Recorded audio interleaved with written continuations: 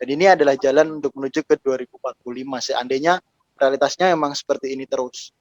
Dan kita nggak bisa menyalahkan keadaan.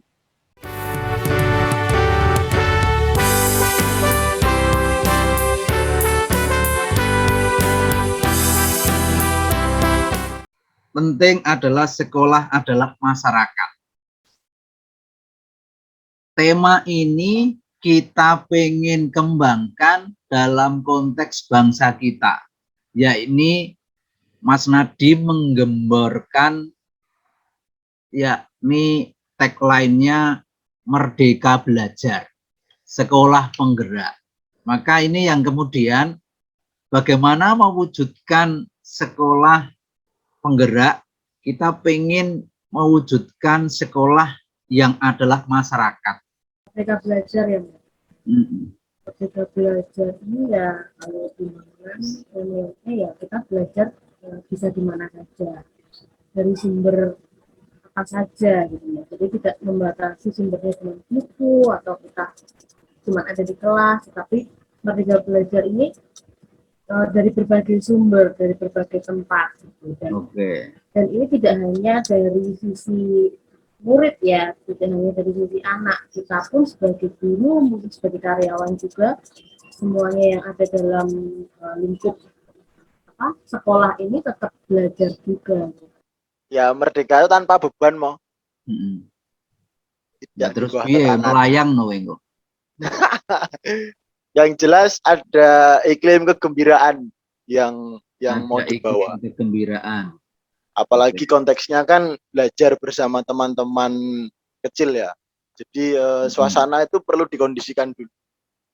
Oke, terima kasih. Ada kegembiraan.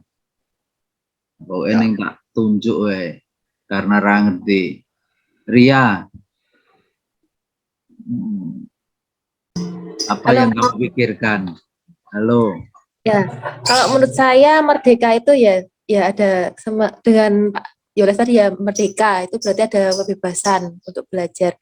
Jadi kita dan anak-anak itu teman kecil mau menggunakan apapun kita bisa gunakan untuk belajar. Apa saja yang kita bisa gunakan gitu. Jenenge ukulele ya. Kemudian mari silakan kita nyanyikan ini dulu. Gitar sing cilik berarti. Gitar sing cilik, wong bayune cilik. Bayu cilik. Iki ketemu SMP ono Bayu barang iki, Pak. Lah iya, Wah, nek ora ceria urung rampung kowe. Walah, ya ini teman-teman. Selamat pagi. Oke, Selamat pagi, Pak Bayu. Nah, yang belum menjawab saya silahkan menjawab. Selamat pagi. Selamat pagi, Pak Bayu. Pak Bayu.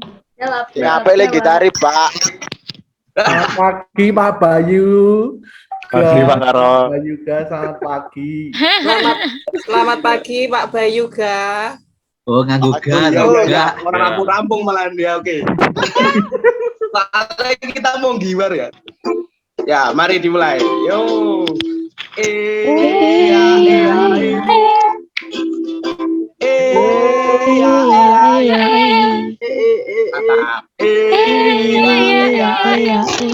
Luar sesarengan. Mantap.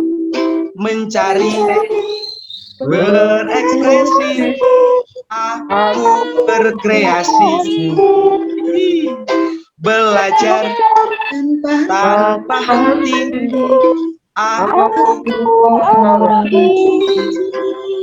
meletakkan hati, memektorkan diri. Mantap, Ref.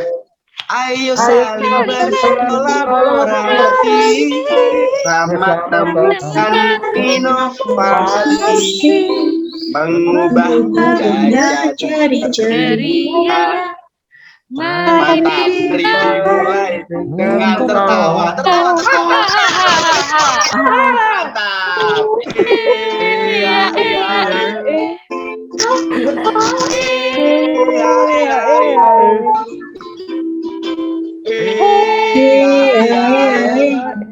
Giwar.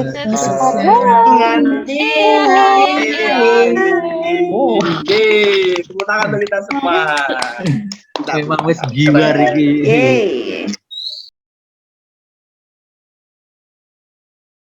Bayu gede mantuk-mantuk. Apa yang dimaksud giwar di Sekolah Merdeka atau buku kemerdekaan? Ya, kalau yang dari saya baca, giwar di buku Sekolah Merdeka itu bisa mencari alternatif lain. Jadi tidak terpaku satu cara, tapi bisa berbagai macam cara.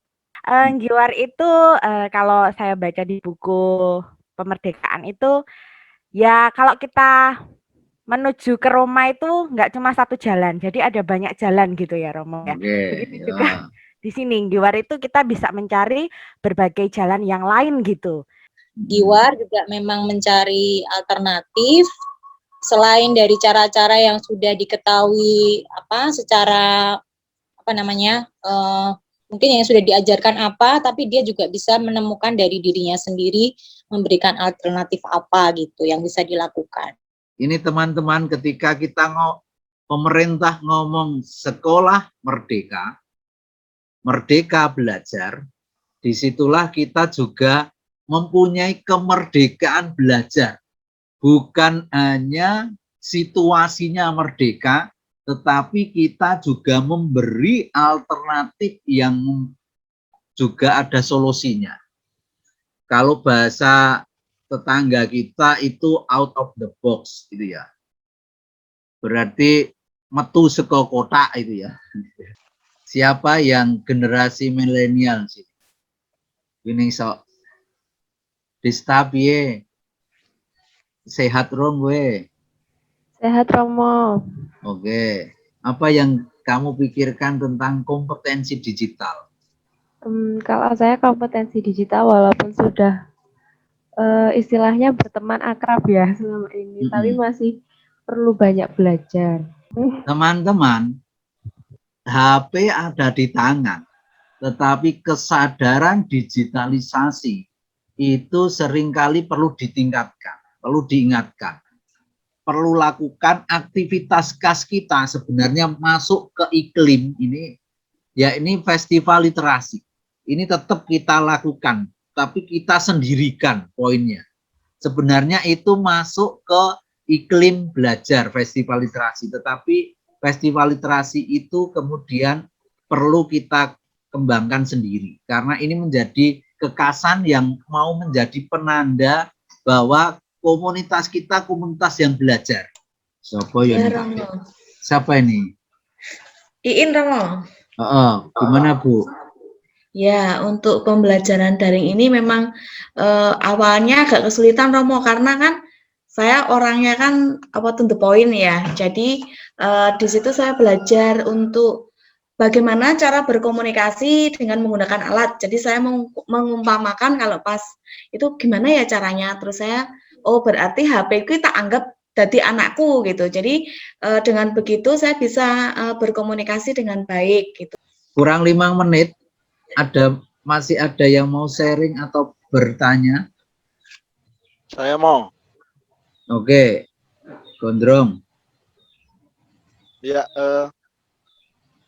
ini berangkat dari kegelisahan gitu.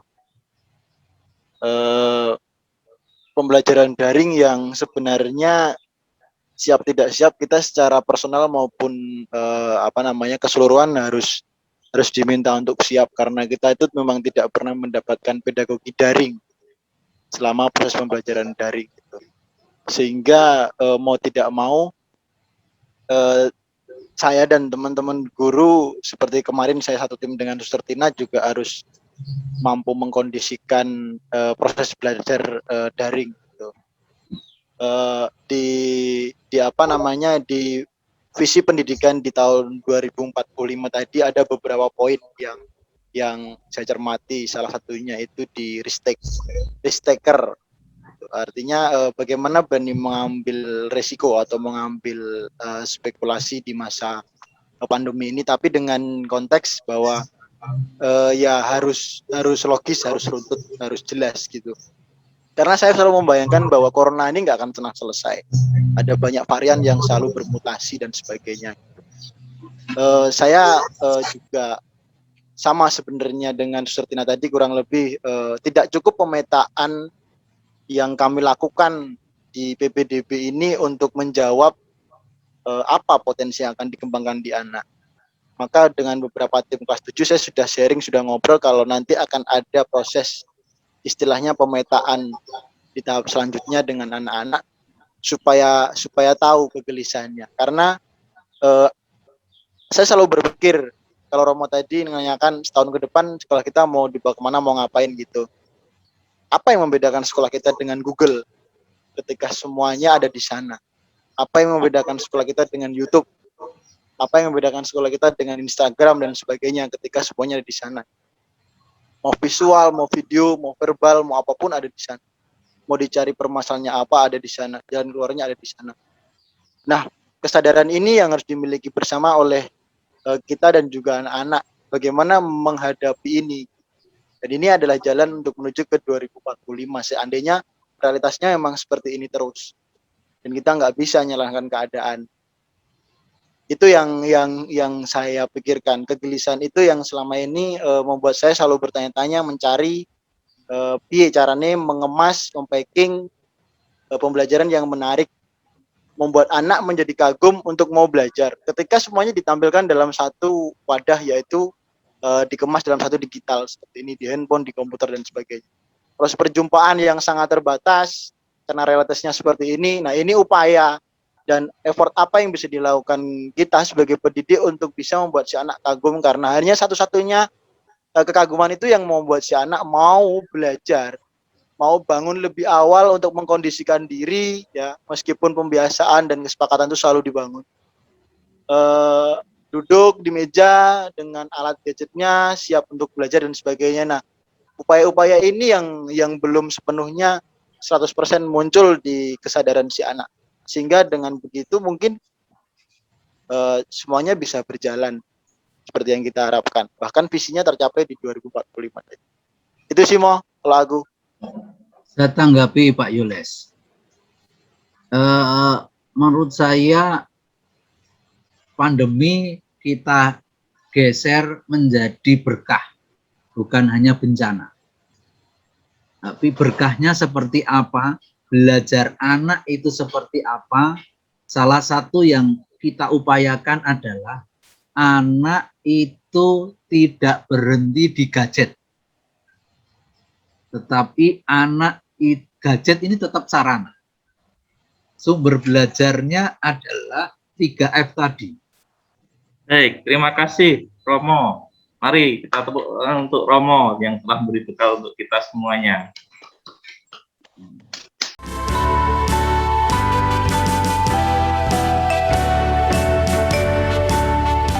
Silakan Bu Vi. Ya, apakah sudah terlihat kan? Nah, ini janji saya sama Bu Rara tadi ya. Sudah muncul Bu. Oke, udah muncul ya. Baik, ya. Teman-teman, siang hari ini saya mendapat bagian untuk mereview kembali terkait dengan komunitas pembelajar, yaitu ekspresi teman-teman. Nah, kalau tadi sempat ditanya, Bu Raras tambah gemuk enggak? Nah, ini bisa dilihat bedanya dulu dan sekarang ya, tapi tetap cantik. Saling melengkapi, oke. Saling melengkapi. Ya, oke. Itu Bu dari saya, terima kasih. Oke, terima kasih Suster Tina. Ini pendapatnya Suster Tina. Karena kalau yang namanya komunitas itu berarti lebih dari satu. Seperti rumah, artinya punya setiap individunya itu punya kemampuan yang berbeda-beda, yang bisa dibagikan sehingga bisa saling melengkapi. Fokus kita adalah mewujudkan guru yang gembira di kampung merdeka. Kalau tujuannya adalah sekolah pada hakikatnya adalah seluruh masyarakat, maka harapannya yang tadi sudah disampaikan oleh Romo Edi, bahwa sumber belajar itu dioptimalkan dari 3F. Jadi bukan hanya formal saja, tetapi bagaimana jalur formal, non-formal, dan informal ini dioptimalkan.